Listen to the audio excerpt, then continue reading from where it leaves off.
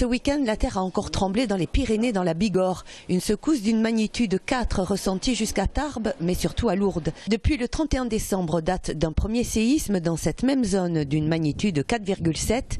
L'Observatoire Midi-Pyrénées a enregistré plus de 250 secousses jusqu'à aujourd'hui. Rien d'alarmant pour les sismologues, c'est classique dans la région. Tous les 4 ou 5 ans, on a un séisme de cette magnitude-là. Ça bouge parce que c'est toujours la même histoire de plaque tectonique, de plaque ibérique qui est coincée entre la plaque Eurasie et la plaque Afrique.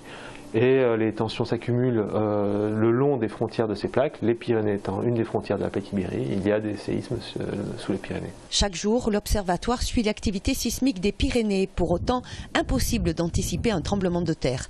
Ces dernières secousses permettront aux sismologues de localiser avec précision une structure tectonique et de cartographier les risques sismiques, élément indispensable pour les constructions. Toute la région Béarn-Bigorre, c'est une région qui est soumise aux risques sismiques. On ne va pas dire que c'est dangereux, on va dire qu'il faut prendre des précautions particulières pour les bâtiments nouveaux. Et dans certains cas, il faudrait prendre des mesures de confortement de bâtiments anciens.